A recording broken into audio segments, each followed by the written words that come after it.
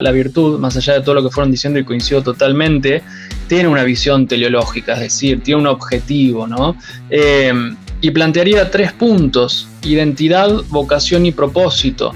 La persona que está alineado con la identidad, con su propia identidad, su propio conocimiento, su propia vocación, cuál es su llamado, y el propósito, que tiene una línea directa con los anteriores, va a encontrar, a mi entender y a mi juicio, este alcance de la virtud. Es decir, esa persona por antonomasia va a vivir la felicidad, que la felicidad no forzosamente es una sonrisa constante y cotidiana. Eso puede estar más vinculado con la emoción de la alegría, donde hay una vivencia energética, psíquica interesante, plasmada en lo corporal. La felicidad puede ser una felicidad más silenciosa en ese sentido.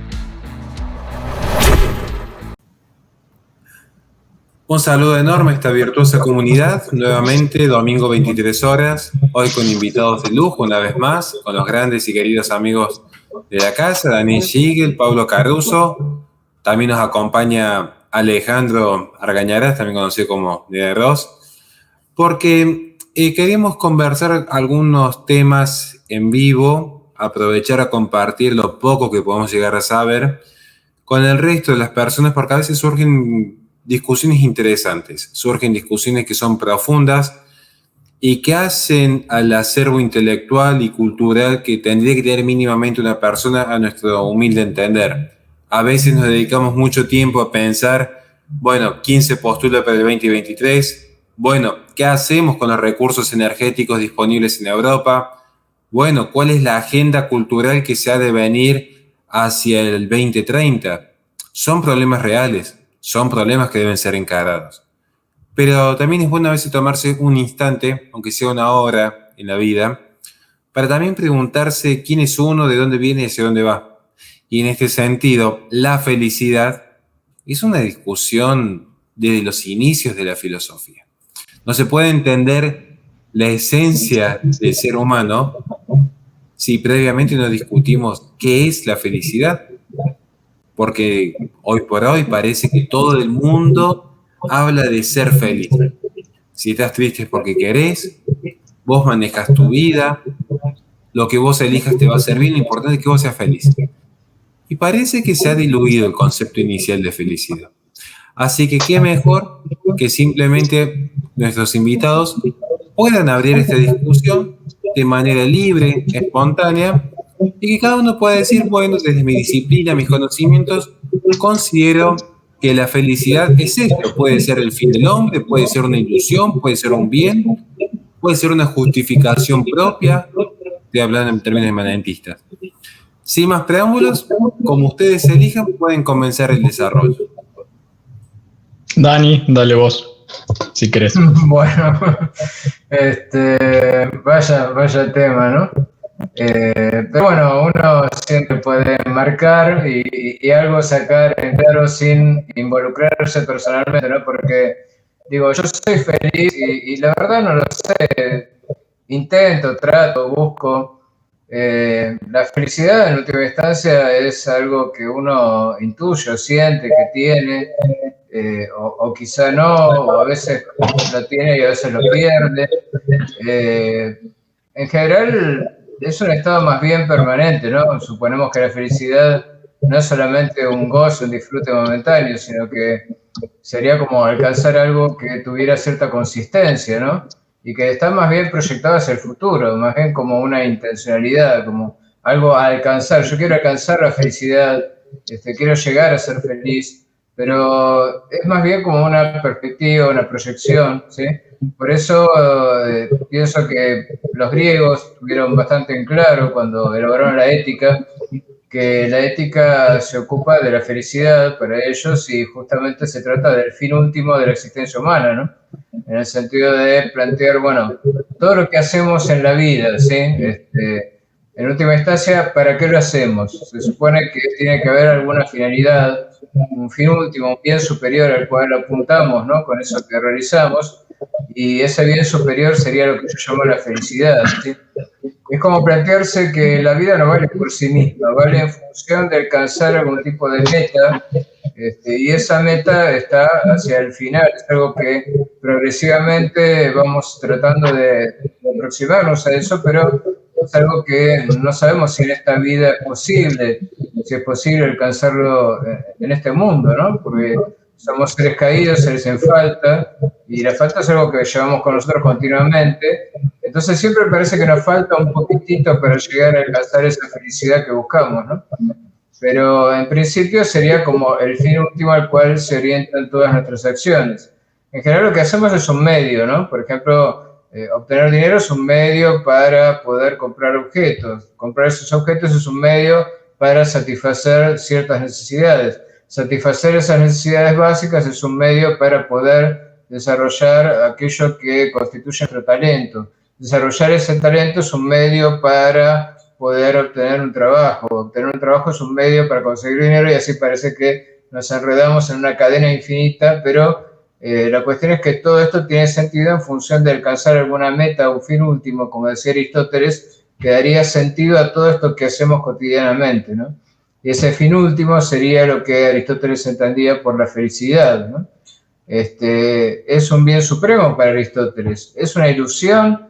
Depende de cómo lo veamos. Si lo pretendemos alcanzarlo en un momento determinado de nuestra existencia, es decir, ahora soy feliz y a partir de ahora lo seré para siempre, bueno, sí, eso tendría algo de ilusorio. Pero en última instancia, yo creo que todos cotidianamente lo que buscamos es alcanzar la felicidad. Como decía Aristóteles, para algunos puede ser el placer, para otros puede ser el dinero, para otros la fama, pero Aristóteles se da cuenta de que todo eso es insuficiente para poder definir la felicidad, ¿no? La felicidad tiene que ver con lo propiamente humano, ¿no? Suponemos que los animales alcanzarán la felicidad con el placer porque lo propio del animal es sentir y disfrutar, pero el ser humano tiene algo más que lo que tienen los animales, tiene también razón. Entonces, el desarrollo de la razón, del intelecto, del conocimiento, del talento personal, eso tendría más relación con lo que podemos llamar la felicidad, ¿no? Sería un fin más elevado que simplemente el goce, el placer o el bienestar momentáneo. Más que clara. Pablo, no sé si usted quiere complementar o ayudar. Sí, claro. Coincido plenamente con todo lo que está mencionando Dani, ¿no? Yo esto lo escucho a diario en las consultas, en el consultorio, porque la felicidad en realidad es un estado que proviene posterior a la experimentación de una emoción. Muchas veces se confunde si la felicidad es una emoción. En realidad es un estado que proviene, es más relacionado a un sentimiento que es más duradero en el tiempo.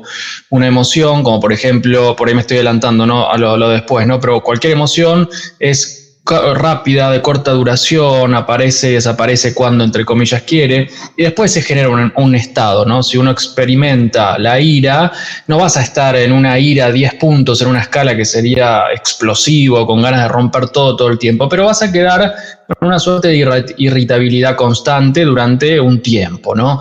Entonces, la felicidad, que es algo que hoy se escribe muchos autores de nueva era, yo que provengo de ese mundillo, habla, muchos gurúes, los coaches sobre todo, que a donde apuntan es a que vos seas feliz, pero para mi humilde opinión es una felicidad básicamente hedonista, ¿no? Es una felicidad que proviene de aquello que consigo en esta tierra, aquello que consigo en el aquí y ahora, y que aparentemente eso me genera un bienestar, ¿no? Entonces van como confundiendo conceptos, y en realidad, ¿por qué hay tantos, por ejemplo, multimillonarios o países nórdicos que viven tan bien y son elevadísimos los niveles de las estadísticas de suicidio, donde supuestamente, no sé, tenemos la ONU que saca estadísticas de las ciudades más felices para vivir, ¿no? Y muchas de esas son nórdicas.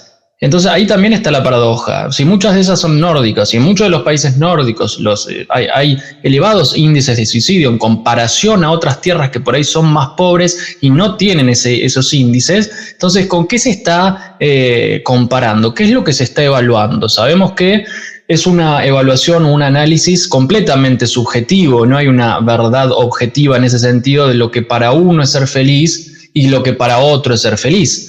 Insisto y vuelvo, me retrotraigo, ¿no? Lo que uno puede ver en la consulta cuando una persona abre su interior es que muchas veces cuando el nivel de conciencia termina siendo bastante superfluo, superficial, encuentran que la felicidad es, bueno, lo que obtengo, los logros de progreso laboral, el auto que cambio, la casa que me compré y sobre todo hoy día es a donde más viajo, ¿no? El viaje es un tema como crucial y puntual hoy día, hace un par de años de aquí. ¿Está mal viajar? No, a todos nos gusta viajar, pero muchas veces se convierte no en un medio, sino se convierte en un fin en sí mismo. Y ahí es donde está el problema, porque cuando vamos viendo que la edad cronológica empieza a avanzar y ya te recorriste medio mundo, cambiaste el auto 500 veces, te compraste una casa más grande con pileta o no sé qué, sigue estando esa sensación de falta, porque la falta justamente es constitutiva del sujeto. La falta es algo que acarreamos constantemente y que no hay nada, a mi humilde opinión, que humanamente pueda satisfacer esa falta, ¿no? Freud va a plantear que hay tres fuentes por las cuales sufrimos: los vínculos interpersonales, el exterior, que sería la hiperpotencia de la naturaleza, viene un terremoto, viene un diluvio, viene algo y mata a un montón de personas, y el propio cuerpo, ¿no? Que un día enfermó sin saber por qué y todos los años que hiciste de gimnasio o que te cuidaste, que está muy bien y hay que apelar a la salud, termina cayendo en saco roto. Por lo tanto, es lo que va a plantear con una visión bastante negativa. Coincide con Aristóteles que es el fin en cierto punto, pero lo ve bastante imposible, ¿no? Y ahí es donde entra más la ilusión. Lo ve como una suerte de samsara budista, ¿no? Como de ilusión. Bueno, sí, está muy bien, hay que llegar a esto, pero es muy complejo el camino. Es súper complejo el camino y no se va a alcanzar porque encima tenemos todo un entramado muy inconsciente, el cual viene a complicar la historia y tiene esa visión bastante pesimista.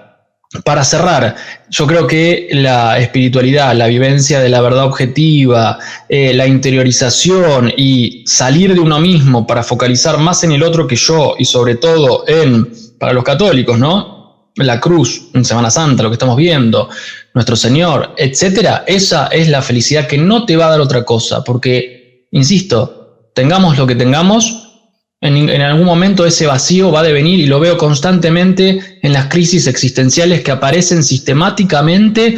Últimamente lo que veo es entre los 28 y los 32 años empiezan a aparecer las crisis, pero una tras de la otra. No me gusta lo que hago, tengo dinero en general, no sé qué hacer de mi vida, nunca me lo planteé, siempre viví más afuera que adentro y ahora se me viene el mundo abajo. Esto es lo que yo vengo viendo hace muchos años, por lo tanto vivían en cierta felicidad bastante ilusoria y me encuentro con lo real, ¿no? Y ahí es donde muchas veces ingresan los campos de intentar sanar esto o intentar llenarlo. Ahí viene la nueva era, que siempre lo voy a referenciar porque es una misión en mi vida básicamente, que la gente no caiga en eso, o si no encuentro el camino recto, ¿no?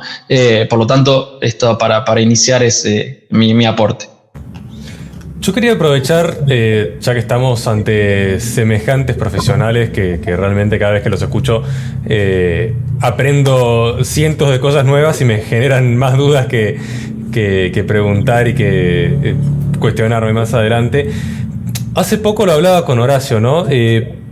Esta moda de las libertades, vivir una vida, digamos, como a uno le plazca, teniendo totalmente desentendimiento de costumbres de la familia, de la autoridad, de absolutamente todo, y que te plantean que a través de eso uno va a ser más feliz por ser más teóricamente libre, pero después, a ver, yo lo veo en mi vida cotidiana como gente que ha estado en entornos muy cercanos a mí, te hablan de todas estas libertades y cómo se tiñen el pelo y eso se los hace feliz y cómo se ponen piercings y un montón de banalidades, digamos, y después uno los ve que incluso en las redes sociales cada tanto te suben historias dando a entender que tienen problemas graves de depresión o de odio a sí mismos o cosas tristes como llorando, como perdiendo sentido a su propia vida.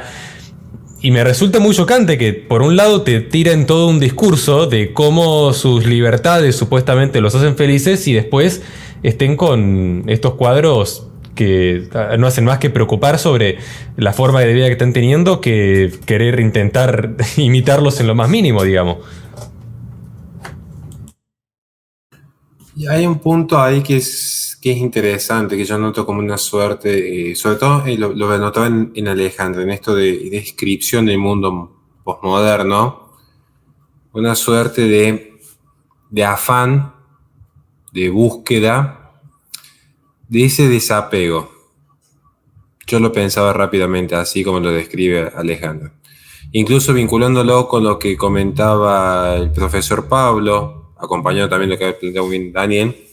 Y acá corríjame, porque todos saben que uno es ignorante, así que si me equivoco en algún concepto, márquemelo.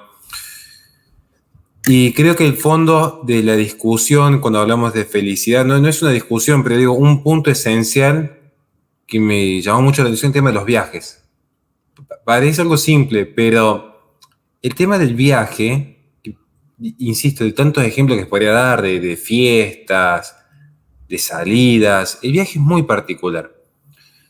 Porque el viaje es inherente a nuestra condición humana, que es en constante movimiento. El ser humano, la vida misma, es un constante paso de acto o potencia, constantemente. Es un constante paso de lo que somos en acto hacia una potencia.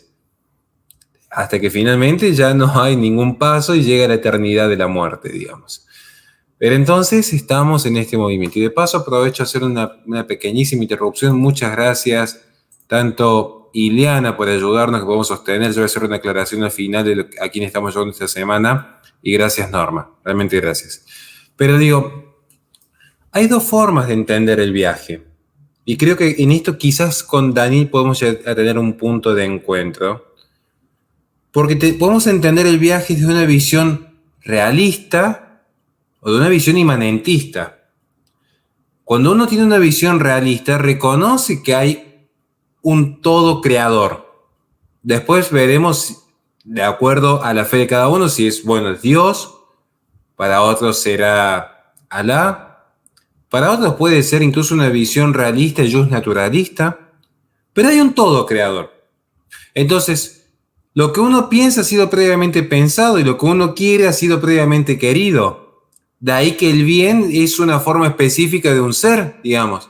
De ahí que se entiende que el mal no es un ejercicio de la libertad como causa eficiente, sino que el mal que el hombre realiza es una causa deficiente. Por eso es un no ser. Estoy tratando de explicarlo en términos más simples posibles. ¿Qué sucede con los viajes? Tenemos, pienso, los viajes de Inocente Smith, de Chesterton. Tenemos el viaje de Ulises. Tenemos el viaje de los hobbits, tomando a Tolkien. ¿Qué tienen en particular los viajes para el realismo? Que implican un sacrificio, implican un momento de abandono, implican una renuncia, una oblación, pero también implica una nostalgia. Implican en el fondo estos viajes este deseo de regreso. Implican en última instancia esta idea de volver, de querer volver, de regresar. De hecho, el exitus, la salida, the exit, es coronado por el rédito, el reditus, el regreso. Y esto demuestra qué tan distinto es el viaje para una visión inmanentista, en cualquier expresión de inmanentismo, o el todo absoluto que es pura presencia, pienso en Marx, pura presencia, o Michel Onfray, el nihilismo, pura distancia, porque ya no hay nada. Entonces aquí el viaje, en estos términos de posmodernidad, comprende ya otra dimensión. Viajo porque no tengo raíz, viajo porque estoy eyectado allí al mundo, estoy arrojado a la deriva de un mundo que en este movimiento hiperkinético arrasa consigo todo lo que no está enraizado. La corriente lo lleva a uno. ¿Y uno por qué viaja entonces? Porque la noción de felicidad en el mundo posmoderno es transitar sin sufrimiento, es solo el placer lo que va a justificar la existencia, porque no hay un sentido de trascendencia. Entonces solo queda lo que ya es, y lo que ya es, incluso en términos un poco más empíricos, la propia existencia, el propio placer, el propio sentimiento. Por eso hay un viaje constante, porque no hay razón para estar, no hay razón que justifique el volver, el regreso. Quizás me extendí mucho y espero haberme dado a entender, pero quería vincular justo este concepto de viaje al de felicidad. Creo que más de uno se está pensando ahora y quería decir, pero en mi mente, en mi defensa, quiere decir que yo me entendí. Muchas gracias, Otton, también por la ayuda, realmente. Y acá les quiero preguntar a ustedes, abiertamente, a los tres, acá sí ya prometo llamarme mayor al silencio, si acaso la vida virtuosa, en cualquier sentido de virtud, no quiero caer solamente en una concepción estrictamente religiosa, sino la vida virtuosa, como podría llegar a plantear Aristóteles, ¿hace o no hace a la felicidad del hombre? Entendiendo realmente el sentido de felicidad profundo. Así que quien quiera opinar, todo suyo el micrófono.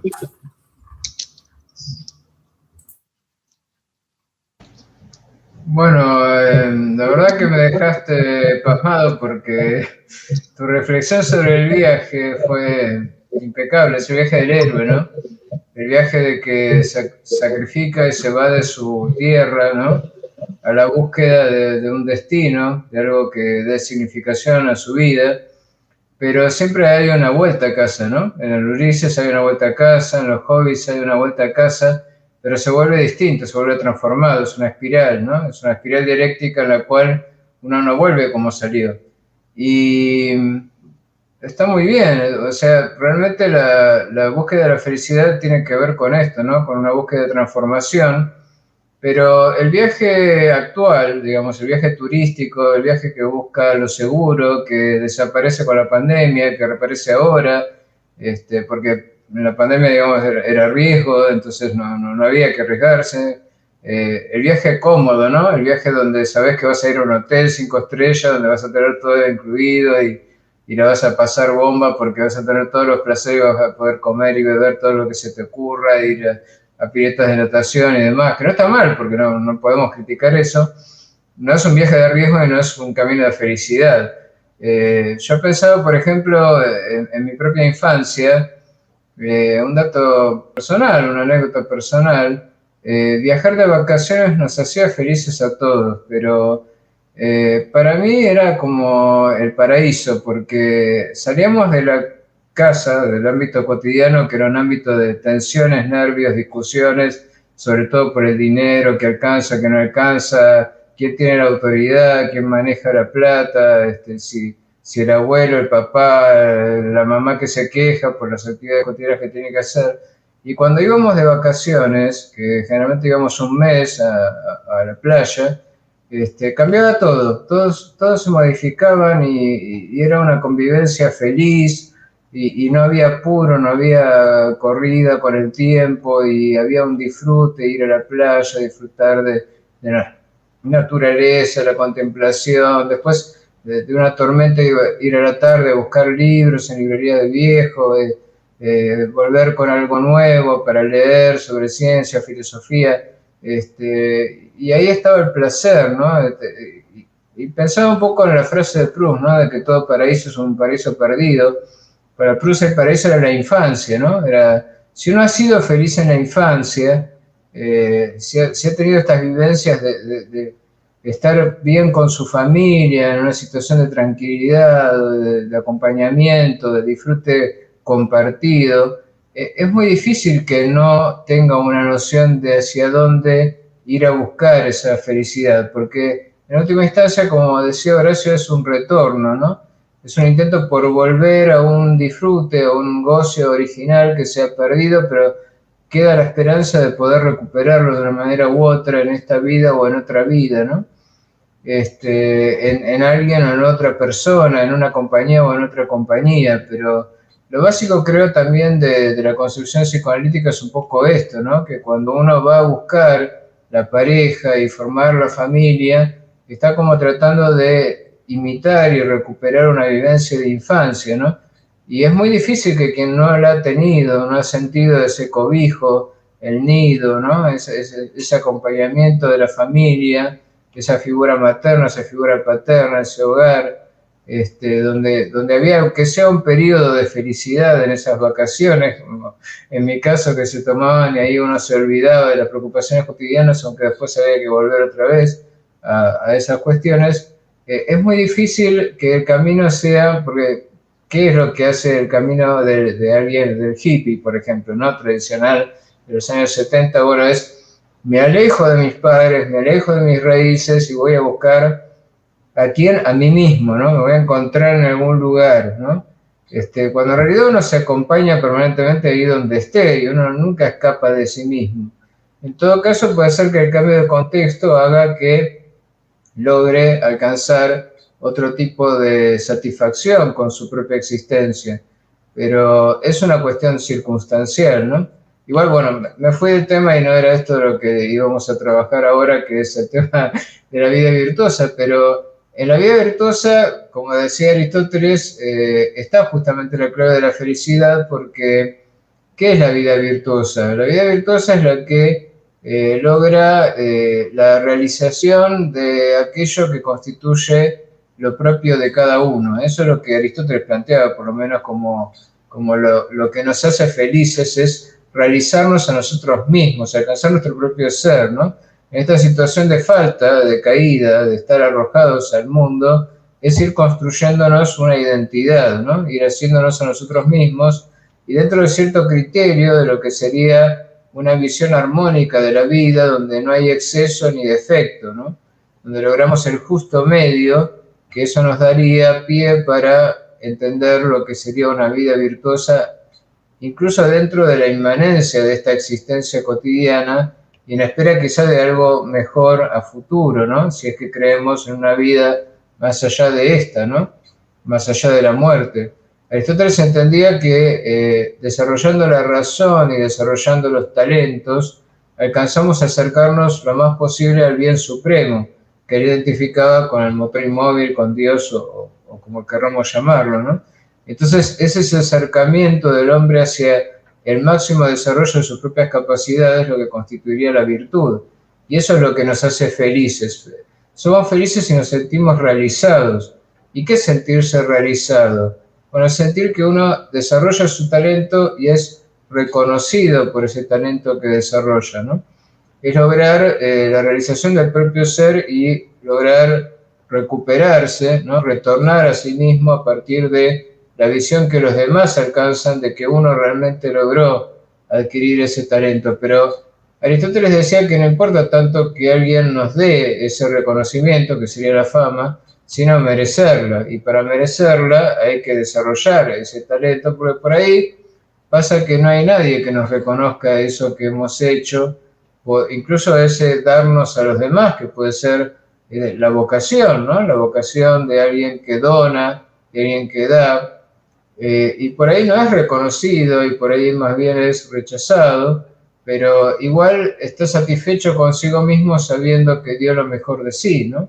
Lo mejor de su propio ser. Y eso es lo que le da ese estado permanente que podemos llamar felicidad. He hecho todo lo que podía, lo que estaba a mi alcance para lograr mi bien y el bien de los demás, ¿no? Y ahí estaría, creo yo, lo que podemos llamar una vida virtuosa, ¿no? Muy claro. Profesor Pablo, usted debe conocer bastante de este tema. Sí, a ver, Dani fue mencionando muchos puntos que son interesantes. Yo, para no repetir y no pisar ciertas cosas que fue mencionando, pero plantearía lo siguiente, ¿no? Haciendo un retroceso con lo que Ale planteaba muy rápidamente, lo del viaje y lo que vos decías, Horacio. Hoy en la actualidad lo que uno observa es que el viaje se termina configurando como una pequeña, transitoria burbuja de resolución de problemas donde en la realidad no puedo afrontarlos e ilusoriamente en ese movimiento extramuros voy a poder resolverlo. Por ejemplo, problemas de pareja, se van de viaje y piensan que con el viaje se resuelve. Problemas de algún estilo de vocacional, bueno, voy a viajar y conocer no sé qué y voy a venir con las respuestas, ¿no? Se convierte el viaje en una suerte de búsqueda de respuesta permanente, pero es muy difícil encontrar una respuesta cuando no hay una quietud y no hay una pausa, ¿no? Entonces, no depende la búsqueda de estas respuestas el lugar geográfico del mundo donde estés, sino requiere también la posibilidad de la conexión con lo que ahora voy a mencionar por el tema de la virtud. Yo creo que la virtud, más allá de todo lo que fueron diciendo y coincido totalmente, tiene una visión teleológica, es decir, tiene un objetivo, ¿no? Y plantearía 3 puntos: identidad, vocación y propósito. La persona que está alineado con la identidad, con su propia identidad, su propio conocimiento, su propia vocación, cuál es su llamado, y el propósito, que tiene una línea directa con los anteriores, va a encontrar, a mi entender y a mi juicio, este alcance de la virtud.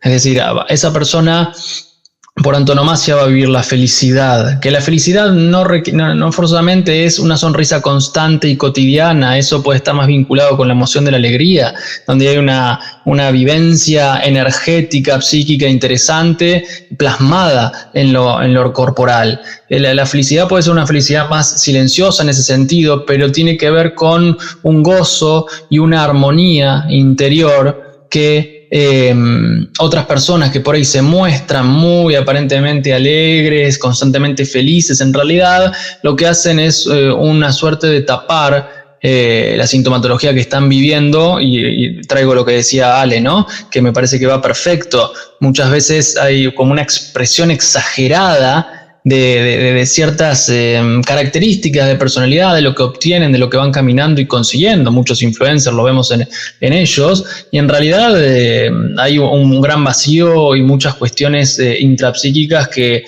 no están a la luz, que en realidad lo que hacen es ponerse cada vez más en sombra cuando hacen un movimiento opuesto de esta necesidad de excentricismo. Por lo tanto, la virtud yo creo que es esta línea del alma y la personalidad, ¿no? Yo cuando hablo de estas cuestiones, es como que dentro de la psicología soy como medio un bicho raro, porque cómo comprobamos el alma dentro de un laboratorio, ¿no? No es positivista, no es materialista en ese sentido, pero lo traigo y lo linkeo desde el área más espiritual, porque es realmente donde ahí están las respuestas. Cuando una persona puede lograr conciliar con esa voz del espíritu, tiene la posibilidad de vivir esa misión para la cual fue llamada. Nosotros, y acá traigo a Heidegger, ¿no? Hay un librito muy lindo que se llama Luz de Cristo, donde relata que Heidegger, por ejemplo, ve la existencia humana como alguien que es arrojado a un río o a un mar con algo para sostenerse, por ejemplo una rama, ¿no? Y va apretando los dientes tratando de sortear todos los obstáculos para llegar a la orilla. Y ahí, bueno, eso es la vida, ¿no? En un existencialismo total. Y en realidad, el cristiano o el que vive tratando de conciliar con su fe y hacer lo que pueda, sabe que hay un sostenimiento mayor y que uno no parte en todo de sus propias fuerzas, y que la virtud va a estar dada por la experiencia de esos dones y talentos que hemos recibido, ¿no? Y que pone al servicio de los demás. Ahí está la diferencia. O sea, si es solamente un regocijo narcisista, queda corto igual. Tiene que haber una noción de servicio en lo que haga, y puede ser cualquier cosa, desde ser filósofo, psicólogo, comunicador, o ser un carpintero, o ser lo que seas, no importa la actividad. Entonces, si parafraseo el Evangelio, no existe una luz o una lámpara para poner debajo de la cama, ¿no? Entonces, esos serían los talentos. Hay gente que viene y te dice, yo no tengo ninguno. Mentira. Fíjate, mirá el dedo, tenemos una huella dactilar única y repetible. Bueno, eso es idéntico a nuestros dones y talentos.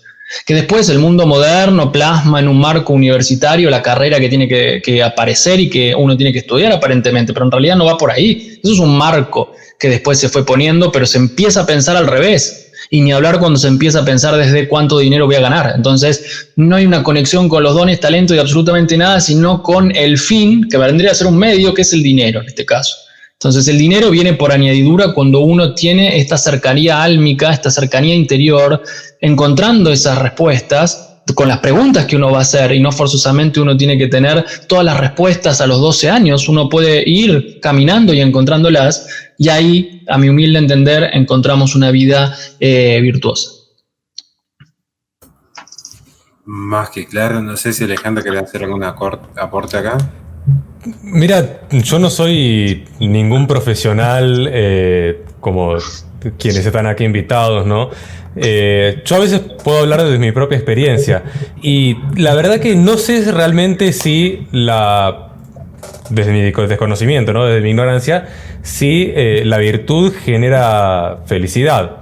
Lo que sí sé es que la falta de virtud genera, en muchos casos, una gran falta de felicidad por todo lo que acarrea, ¿no? Esa falta de virtud, la vida que te hace tener esa falta de virtud y las circunstancias en las que te implica, digamos.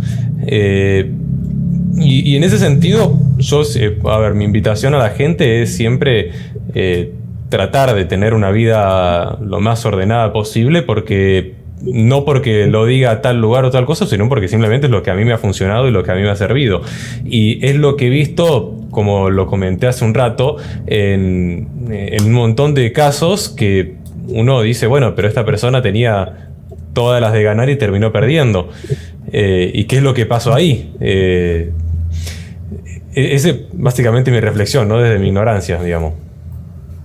No, está perfecto. Antes de pasar al siguiente tópico, vuelvo a saludar, quizás recién lo hice un poco rápido, a Norma, que nos ayuda. Me olvidé de leer un mensaje muy importante que teníamos aquí, que era el siguiente.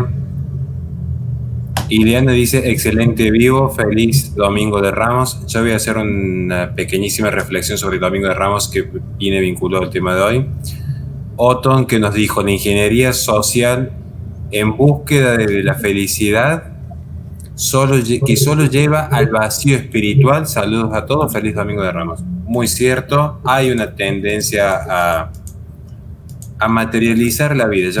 Es parte de la tesis que estoy trabajando en un pequeño ensayo que me han encargado desde México. Si Dios quiere, vamos a estar escribiendo para Pandemonium, así que es parte de la tesis de lo que estoy trabajando en este momento. Muchas gracias, Sandra, que está siempre apoyando este espacio. Realmente gracias. Iván, que nos dice desde la Madre Patria, bueno, digo por la bandera, pero dice, buenas tardes desde Norte Hispanoamérica. Señorías, muchas gracias por su labor. Ánimo. Bueno, muchas gracias, Iván, por tu ayuda. Realmente gracias. Hay un tema respecto a la virtud que me parece que es fundamental. Insisto, uno la puede ver desde San Agustín hasta Aristóteles, que alguna idea es pagano. O sea, cuando hay una participación en la verdad, hoy se dice presencia y distancia. Yo no entiendo por qué esta moda de los filósofos de querer cambiar los términos, poner más fácil decir hay una participación en la verdad, que era mucho más entendible. Finalmente se llega a ese punto de contacto en las verdades últimas. Es decir, si uno lee en profundidad de Epicurio sin estigmatizarlo, va a notar que hay un paralelismo con el pensamiento inmanentista nihilista de Michel Onfray, con 2 milenios de diferencia. Y si uno lee en profundidad Aristóteles, va a notar que hay una concordancia con el pensamiento de Santo Tomás de Aquino, con 2 formas de entender al creador distintas. Pero porque la filosofía realista se condice en sus bases, pues la filosofía inmanentista se condice en sus bases. Y si yo leo a Byung-Chul Han, que por momentos parece un inmanentista, pero en esa visión del todo, cuando se han roto los límites, hay un todo digital que lo absorbe el individuo, y en el fondo casi que pareciera que hay un todo que puede ser el capital o el Estado, que también lo termina absorbiendo al individuo, digamos. Entonces, ahí ten un poco de cuidado, porque esto es lo que genera la virtud. A veces se dice, uno ve rápidamente, un realista va a sostener la existencia de un orden natural, un sentido objetivo de felicidad, un sentido trascendental de libertad. Pareciera ser, como dijo un filósofo que a mi entender es de lo peor que le ha sucedido a la filosofía en Argentina, Darío Zeta. Pareciera ser que ¿se acuerdan cuando fue el debate por el tema de la legalización de... Él decía, no, porque los regímenes que enarbonan las banderas de la verdad han sido los peores regímenes de la historia en nombre de la verdad. Perdón, esos regímenes fueron todos inmanentistas, porque cuando se rompe el concepto de orden natural, quedamos supeditados, como diría Nietzsche, a la voluntad del poder. O sea, ya no hay una razón de ser.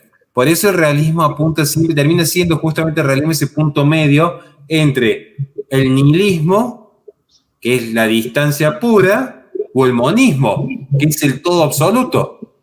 ¿Entiendes? Y esto lo mismo se aplica a la vida virtuosa. Esto es lo que sucede con la vida virtuosa. No es una vida de castigo y de flagelo, es una vida de gozo, de prudencia. ¿Qué es la prudencia? Va a coincidir Santo Tomás de Aquino con Aristóteles. Ese punto medio. Comete un buen asado con la familia, con un buen vino tinto, con una buena conversación. Ahora, no lo hagas todos los días de tu vida porque a los 40 años ya va a estar más cerca del arpa que del violín. ¿Se entiende? Este es el punto. Viajá y disfrutá en forma prudente, no te endeudes y busca un lugar a donde regresar. Esta es la vida prudente. Como el soldado, ni cobarde ni temerario, obediente y disciplinado, que así se ganan las guerras. Bueno, este es el punto. Respecto a lo del Domingo de Ramos, lo voy a dejar para el último. Y acá los quiero llevar a un tópico, son pocos los tópicos que tenemos hoy, así que casi en los últimos, pero yo quisiera saber en la visión de cada uno de ustedes, ¿cómo creen que se llega a esta confusión comúnmente? Un poco están anticipado, pero creo que es importante poder refrescarlo. Esta confusión de felicidad con alegría. A veces a mí me dicen, vos, Horacio, sos amargado porque todo siempre te salen serios en las fotos. Sí, de hecho, la gente que me conoce sabe que es muy raro que me vaya a sonreír en una foto. Yo no soy una persona feliz. Trabajo de lo que me gusta, lo poco que podemos llegar a juntar, lo donamos para caridad. O sea, me siento como complacido con lo que estamos logrando en pequeñas familias, algo real por fuera de las redes sociales.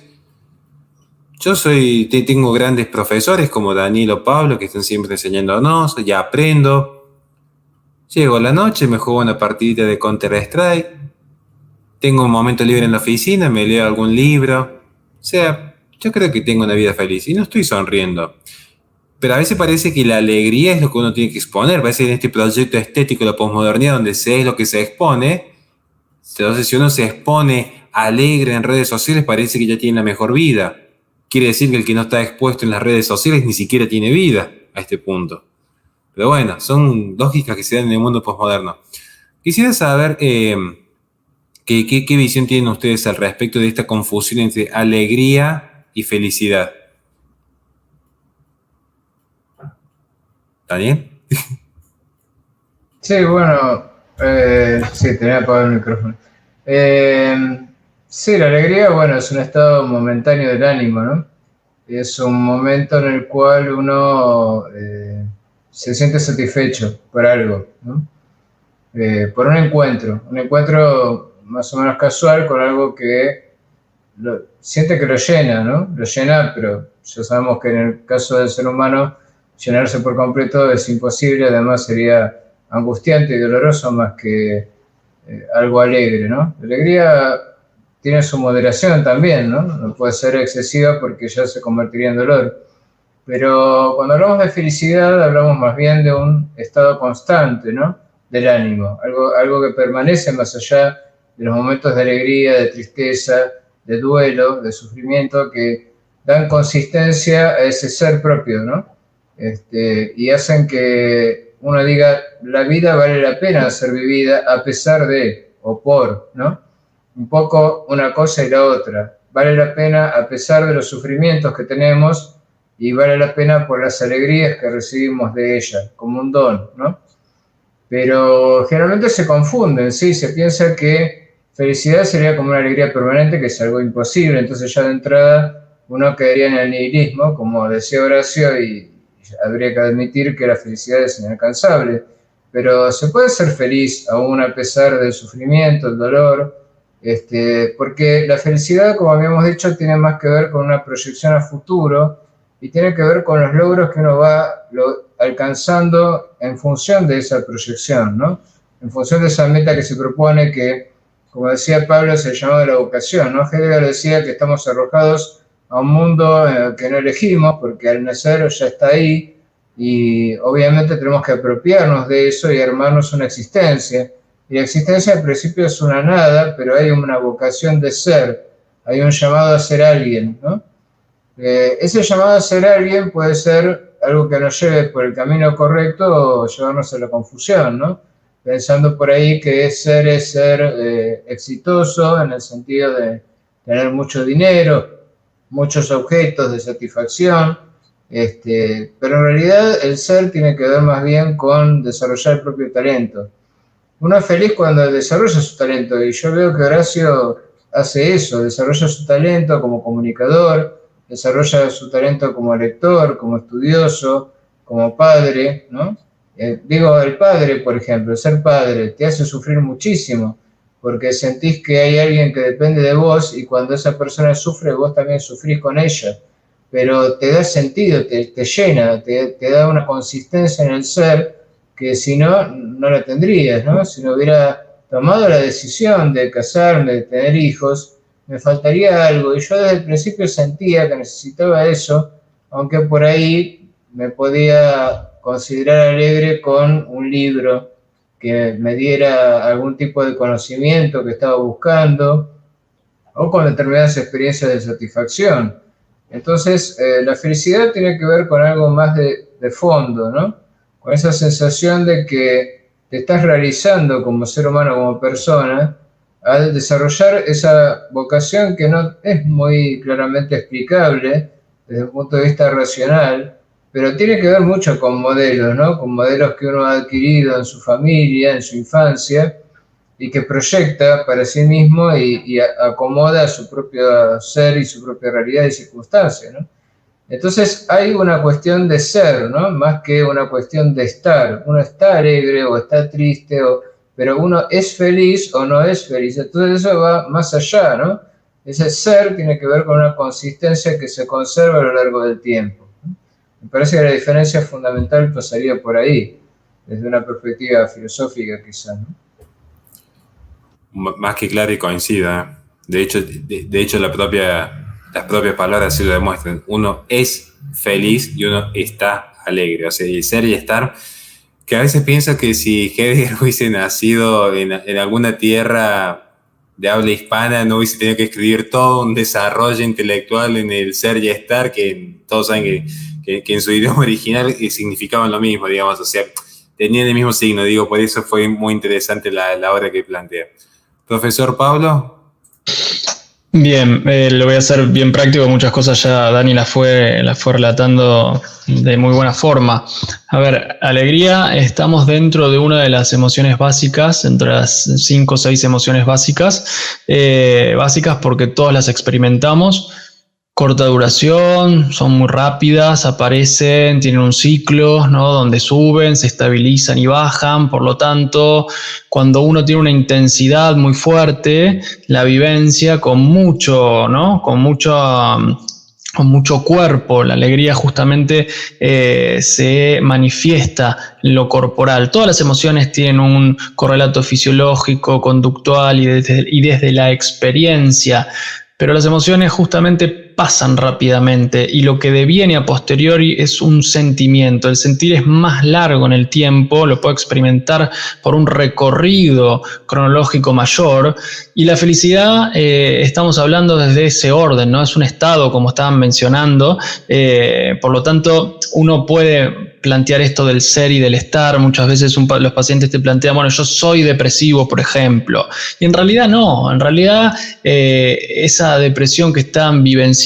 es que está de esa manera. Uno tiene que ir cambiando desde lo discursivo, porque nosotros hablamos como pensamos y muchas veces se terminan generando profecías autocumplidas o autorreferencias o autoimágenes de nosotros mismos por la manera en que trasladamos nuestros pensamientos. Pensamos en palabras y en imágenes. Entonces yo estoy constantemente diciéndome, soy esto, no sé, soy tonto, no puedo, no me sale. En realidad lo que estoy haciendo es alargar cierta agonía propia de la mirada que tengo de mí mismo. Y eso es lo que hay que cambiarlo muy sutilmente, ¿no? Porque es muy interesante el significado que después tiene. Yo me digo que soy una persona depresiva, y lo más probable es que no pueda aplicar ningún tipo de cambio, porque ya me estoy definiendo como que soy así.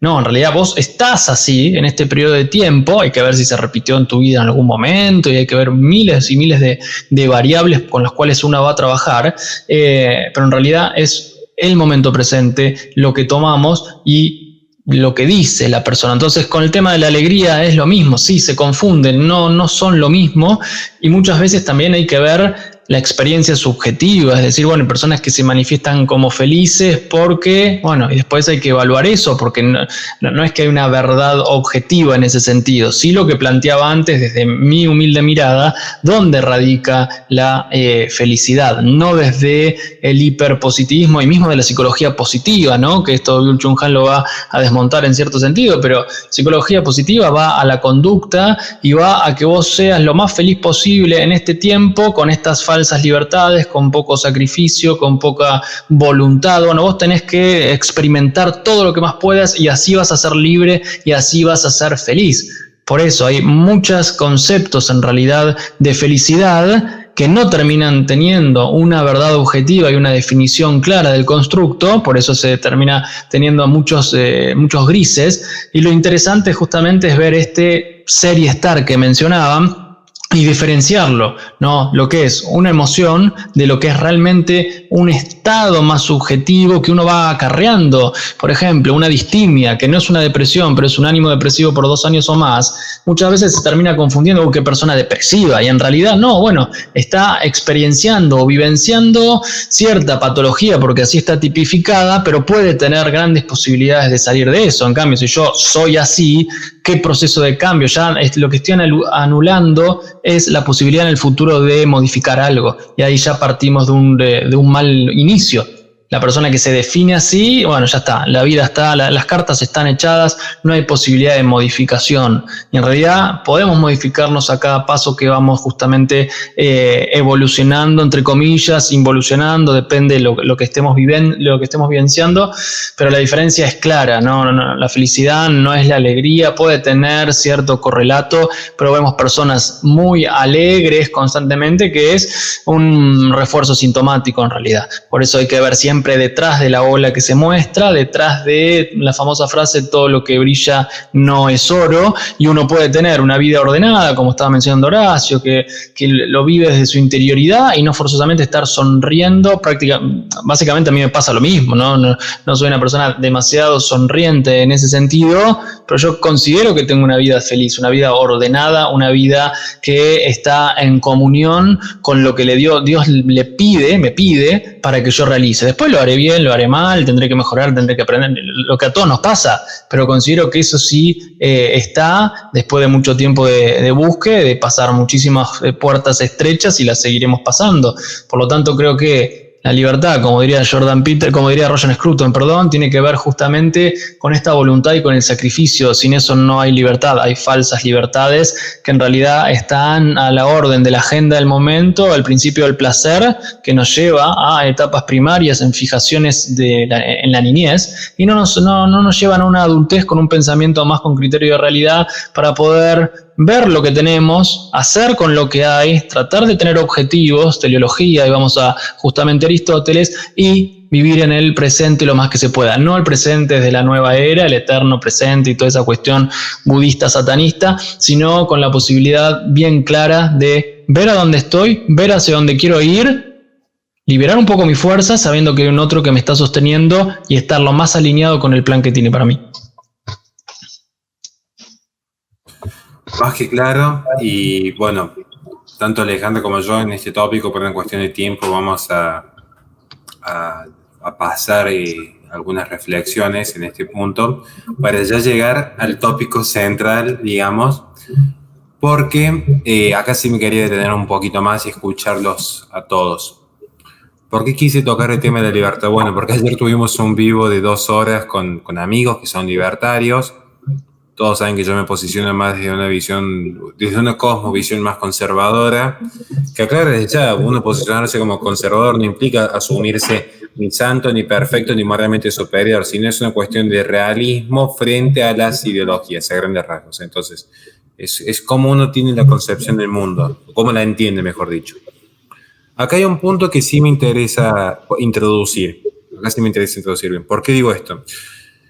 Ayer cuando estábamos discutiendo, yo escuchaba y decía, ¿cómo saben estos chicos? Realmente están muy preparados en lo económico, en lo filosófico, pero hablamos en un momento del tema, salió el tema específico de Gloria Álvarez, y yo dije, qué difícil debe ser debatir contra Gloria Álvarez.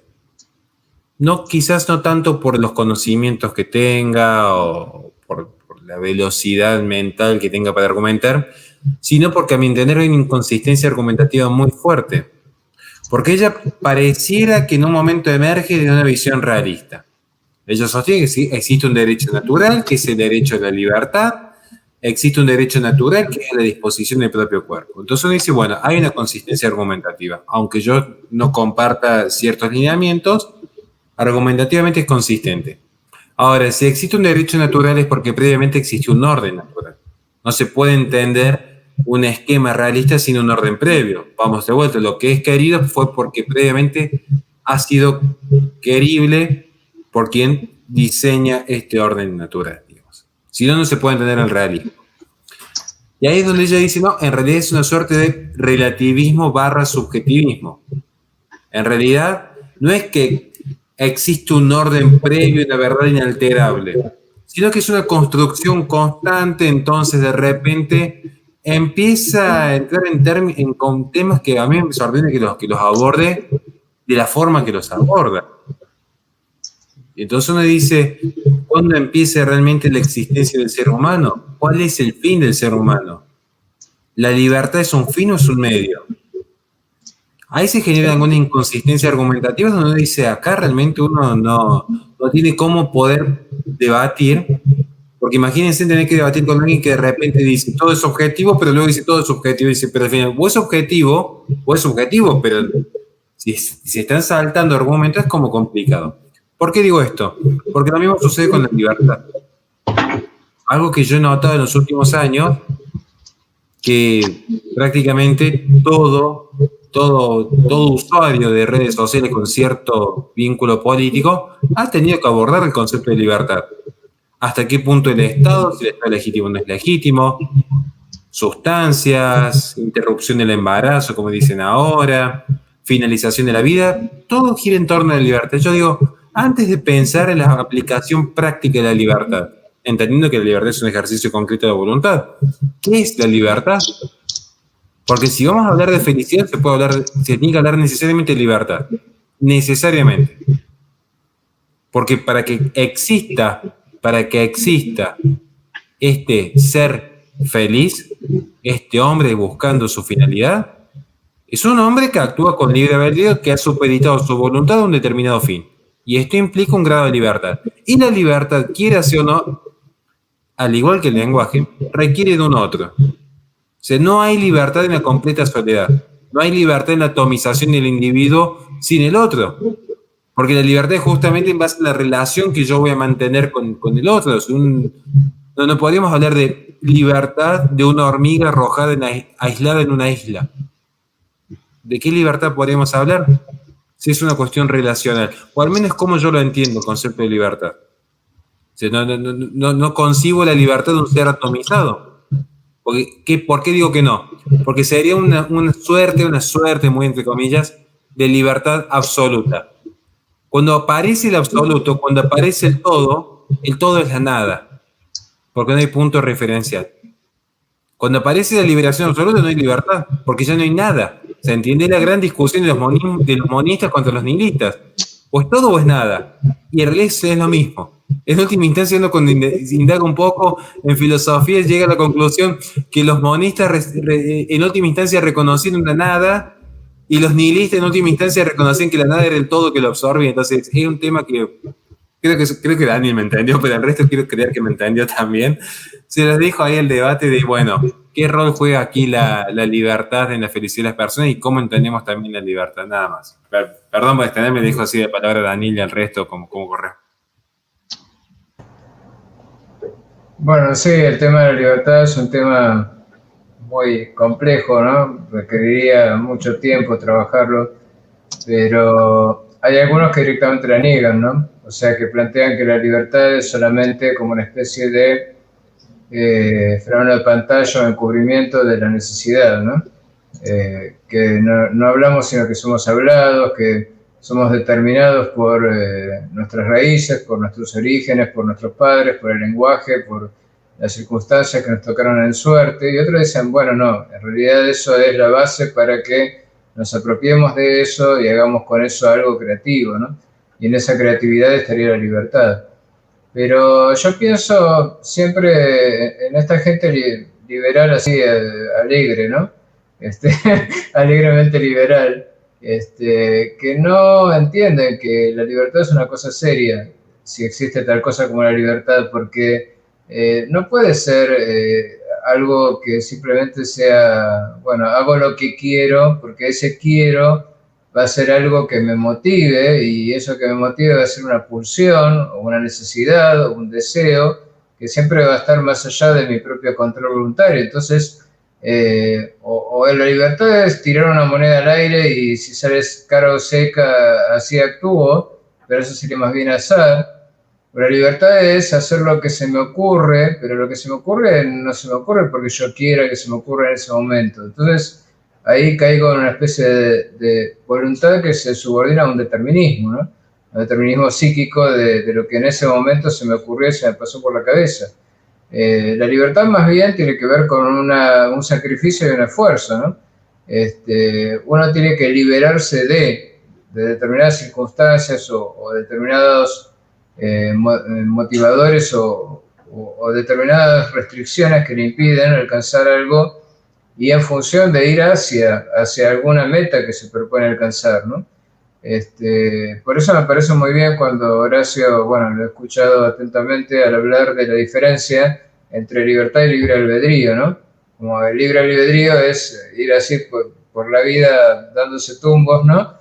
Un poco al azar, pero sí, tenemos ese libre albedrío en el sentido de no hacer falta y no determinados por un instinto que nos guíe, pero eso más bien nos deja como una especie de seres ciegos que vamos golpeándonos con las circunstancias y aprendiendo de la vida.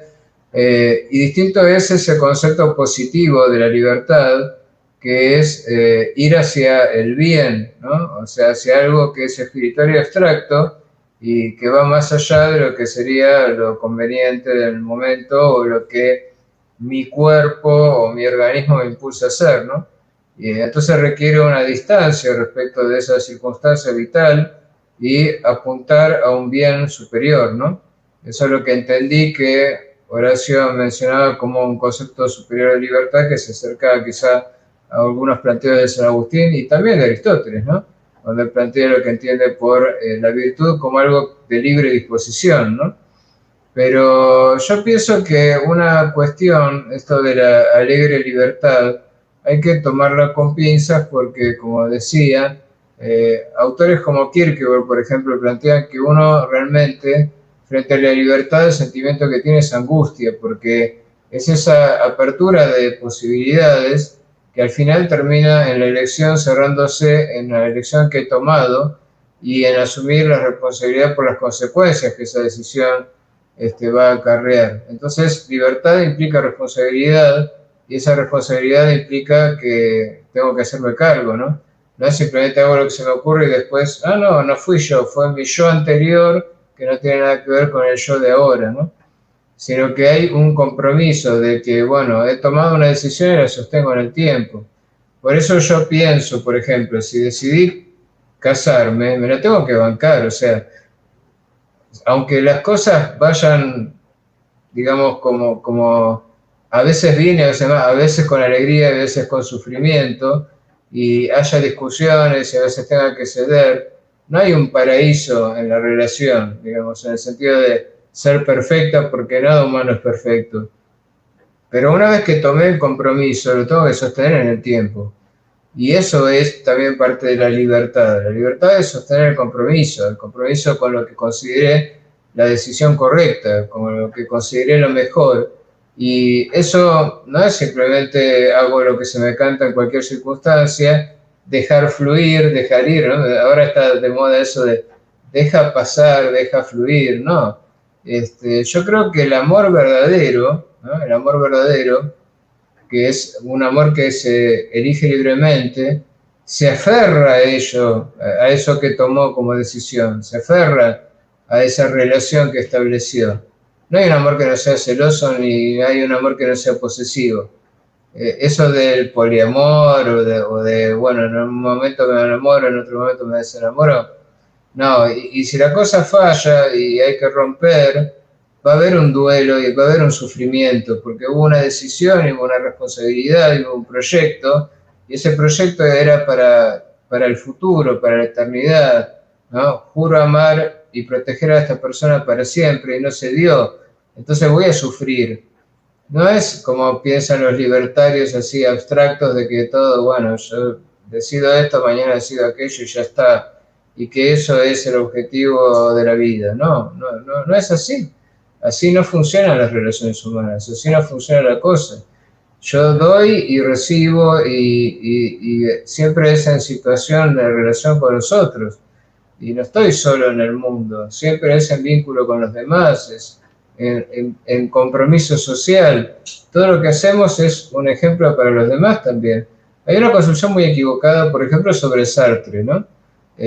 Sartre sería el adalid del nihilismo, de la pura libertad, ¿no?